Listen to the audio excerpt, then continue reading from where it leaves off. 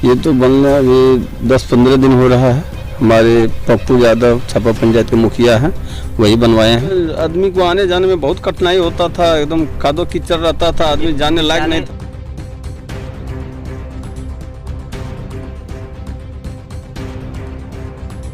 पंचायत भवन कब बनकर तैयार हुआ और पहले कैसे? ये पहले खंजर था सर, इसमें सब टूटा फूटा हुआ था। उसके बाद जब पप्पू यादव मुखिया बने थे ना, तो हम लोग जब कंप्लेन किए कि मुखिया जी 15 साल केदार पासवान रहे थे, अब 5 साल चंद्रदेव यादव रहा, कुछ नहीं किया, तो हम लोग पंचायत चुनाव करने में दिक्कत होता है, बोर बराती में दिक्कत होता है, इसलिए इस पर ध्यान दिए। आए मुखिया जी देखें, पूरा टैक्स उस लगवाए, अच्छा काम किए। ये मुखिया के द्वारा जो काम है आपके सामने है, ये देख भी सकते हैं। उसके बाद जो पीछे हमको लगता है ये पंचायत भवन का कार्य पिछले 15 वर्ष से नहीं हुआ था, जो कि अभी वर्तमान मुखिया हमारे पप्पू यादव चाचा जी हैं, जो कि उसके द्वारा ये काम किया गया।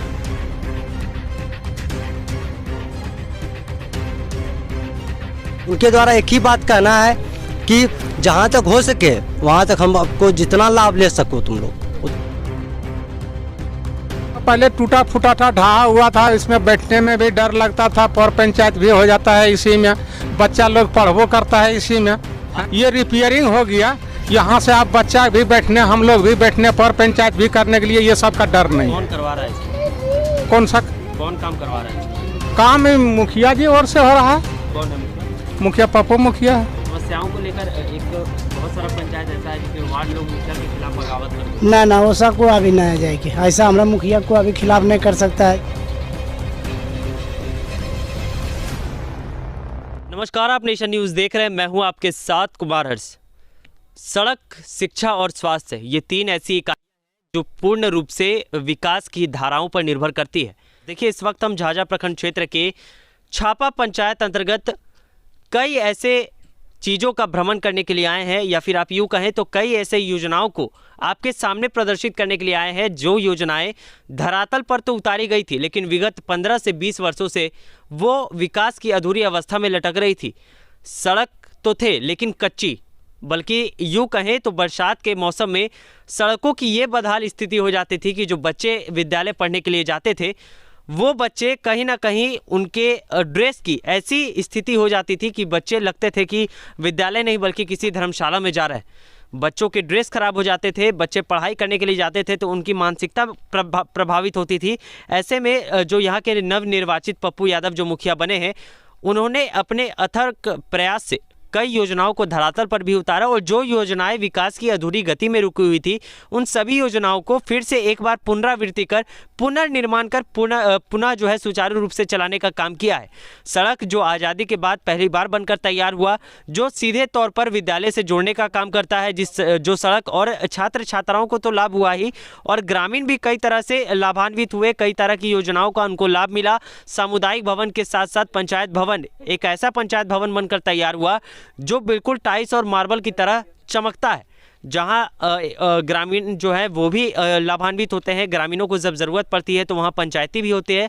इसके अलावा जो लोग बाराती आते हैं गांव में, आपको पता है कि ग्रामीणों की जब बारात आती है या फिर ग्रामीण क्षेत्र से जब बारात आती है तो यहाँ पर धर्मशाला या फिर होटल्स नहीं होते हैं, बल्कि पंचायत भवन और सामुदायिक भवन जैसे जगहों पर बारातियों का स्वागत किया जाता है। तो जाहिर सी बात है, जब व्यवस्थाएँ वहाँ की जर्जर थी, जो भवन थे वो पूर्ण रूप से ढह चुके थे, अगर लोग जाते तो उनको ये डर रहता था कि कब मौत हमारे सर पर आ जाएगी। तो ऐसे में पप्पू यादव ने लोगों की समस्याओं को अपना समस्या समझा और कहीं ना कहीं लोगों के बीच एक सौगात रूपी जो है सभी योजनाओं को उतारने का काम किया है। इस वक्त जिस जगह पर हम खड़े हैं, जल जीवन हरियाली के तहत एक पोखर का निर्माण कराया गया है, जो पप्पू यादव के सौजन्य से कराया गया है, और कहीं ना कहीं इससे सैकड़ों एकड़ में लोगों को पटवन का लाभ भी मिलेगा, मत्स्य पालन का भी लाभ मिलेगा, और इसके अलावा जो पंचायत भवन और सामुदायिक भवन बनाए गए हैं उसको कहीं ना कहीं जीर्णोद्धार कर कहीं ना कहीं ग्रामीणों के लिए सबसे बेहतरीन सुविधा उपलब्ध कराने का पप्पू यादव ने काम किया। उनके समर्थकों से भी हमने बातचीत की, यहाँ तक कि जो ग्रामीण गुजर गुजर रहे थे रास्ते से, उनसे भी हमने बातचीत करने का प्रयास किया है कि लोगों को किस तरह की सुविधा मिली है, या फिर पप्पू यादव जो यहाँ के मुखिया है वो किस तरह से काम कर रहे हैं, सकारात्मक काम कर रहे हैं या नकारात्मक काम कर रहे हैं, या फिर अपनी जेब भरने का काम कर रहे हैं। तो लोगों ने साफ तौर पर इस बात का खंडन करते हुए कहा कि देखिए 15 से 20 वर्षों से जो भी काम अधूरे स्थिति में लटके हुए थे उन सभी कामों को ये बेहतरीन तरीके से करा रहे हैं। और इनका साफ तौर पर ग्रामीणों को कहना है मुखिया जी का कि देखिए जब तक हमारा कार्यकाल है आप जितना लाभ ले सके हमारा ले सकते हैं।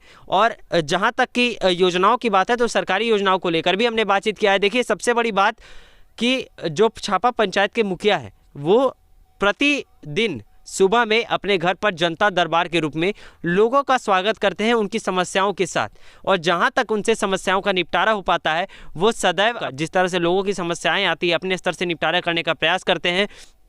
बात आदर्श थाना झाझा की हो या अंचल कार्यालय की हो, बात जमीनी विवाद की हो या पंचायत करने की हो, तमाम चीज़ों में वो रुचि रखकर लोगों की समस्याओं का समाधान करने का प्रयास करते हैं। उप स्वास्थ्य केंद्र को लेकर भी लगातार बातें निकल कर आ रही थी तो उन्होंने साफ तौर पर कहा कि बल्कि झाझा रेफरल अस्पताल की भी है जिम्मेवारी, अगर मीडिया के दृष्टिकोण से देखें तो कहीं ना कहीं शासन प्रशासन की भी लापरवाही कही जा सकती है। सबसे पहले हर्ष जी, चुनाव जीतने के बाद जितने भी प्रकार की योजनाएं थी जो आधार में लटके हुए थे उसको हमने घूम घूम करके देखने का काम किया, और सरकार का जो मापदंड है, सरकार का जो दिशा निर्देश है उसके अनुसार पंचायत में घूम घूम करके जो सही दिशा निर्देश में जो काम होना चाहिए उस कार्य को हमने कर रहा हूं। और वर्षों से जिन शीर्ण अवस्था में हमारे पंचायत का पंचायत भवन पड़ा हुआ था उसका काम कराने का हमने काम किया है। सामाजिक दृष्टिकोण से एक चौपाल के तरह से एक चबूतरा होता है पंचायत में, जिस चबूतरे पर सामाजिक लोग बैठते हैं, समाज के लोग बैठते हैं, वहाँ से ही बैठ करके सारे रणनीति को तय करते हैं, वैसे वैसे कई चबूतरे का भी हमने कार्य करवाया है। समुदाय भवन की बात कहा जाए तो जितने भी समुदाय भवन वर्षों से पड़ा हुआ था, जैसे तैसे पड़ा हुआ था, सभी को उस वार्ड में कोई भी कार्यक्रम होता था, शादी विवाह भी होता था, तो जिस स्थिति में वो पड़ा हुआ था वैसी स्थिति में कोई भी आदमी अपने आगंतुक को, अपने कुटुंब को, अपने रिश्तेदार को वैसे जगह पर रखने में बहुत परेशानी हो रही थी।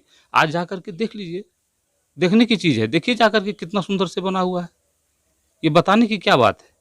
क्या एकदम पहले भी आपने कभी चुनाव लड़ा था कोई और पंचायत या फिर अपने पंचायत से? नहीं, इसके पहले तो पिछले पंचवर्षीय में हमने चुनाव लड़ा था जिसमें बहुत कम वोटों से हम चुनाव हारे थे। कितनी बार लड़ चुके हैं चुनाव? बस दूसरी बार, ये दूसरी बार है। मतलब दूसरी बार में आपको जीत मिली? जी जी हाँ।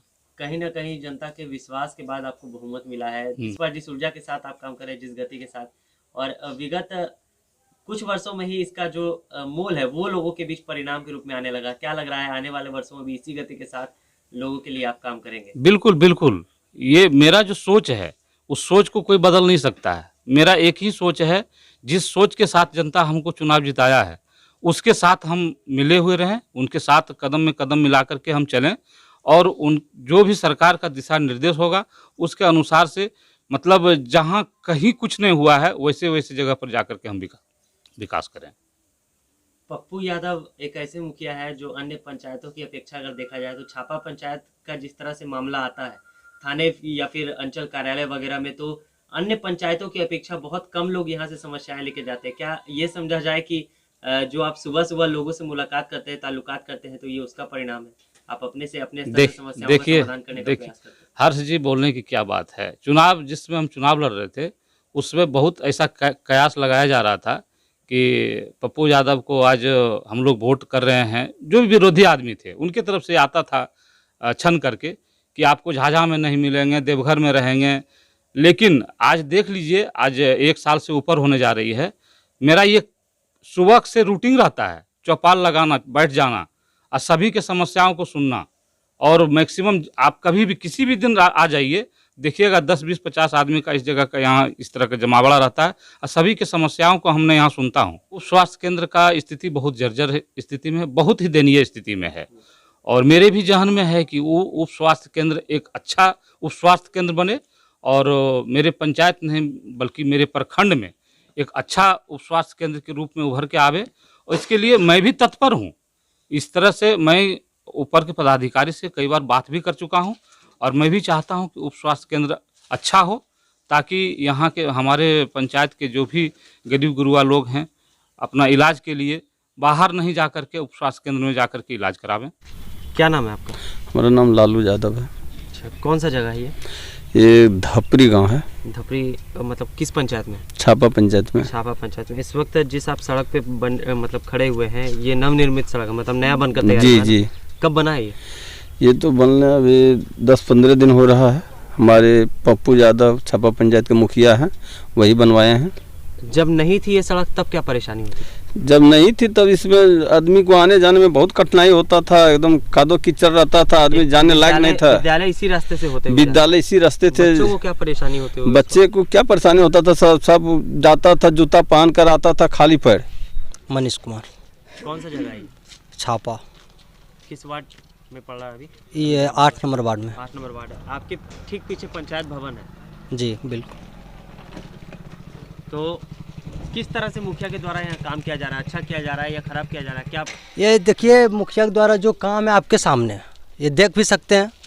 उसके बाद जो पीछे हमको लगता है ये पंचायत वन का कार्य पिछले 15 वर्ष से नहीं हुआ था, जो कि अभी वर्तमान मुखिया हमारे पप्पू यादव चाचा जी हैं, जो कि उसके द्वारा ये काम किया गया। और काम को आप खुद से देख सकते हैं, अंदर बाहर जो है आप खुद से जा करके देख सकते हैं। मतलब लोगों को लाभ मिल रहा है इसका? जी बिल्कुल, कोई कहीं संदेह नहीं है इसमें। जिस तरह से हो सकता है, जिस तरह से हम लोग जहाँ तक हो सकता है पप्पू चा के द्वारा हम लोग कार्य को आगे बढ़ा रहे हैं, और जिस तरह से जहाँ तक हो सकता है वहाँ तक लाभ दिलाने का प्रयास कर रहे हैं। उसमें पप्पू चा पूरा सहयोग रहे। जहाँ तक की बात हो, जहाँ तक उनसे सहयोग हो रहा है, उनके द्वारा एक ही बात कहना है कि जहाँ तक हो सके वहाँ तक हम आपको जितना लाभ ले सको तुम लोग। पंचायत भवन कब बनकर तैयार हुआ और पहले क्या स्थिति? ये पहले खंजर था सर, इसमें सब टूटा फूटा हुआ था। उसके बाद जब पप्पू यादव मुखिया बने थे ना, तो हम लोग जब कंप्लेन किए कि मुखिया जी 15 साल केदार पासवान रहे थे, अब 5 साल चंद्रदेव यादव रहा, कुछ नहीं किया, तो हम लोग पंचायत चुनाव करने में दिक्कत होता है, बोर बराती में दिक्कत होता है, इसलिए इस पर ध्यान दिए। आए मुखिया जी देखें, पूरा टैक्स लगवाए, अच्छा काम किया, आदमी का आनागमन होने लगा।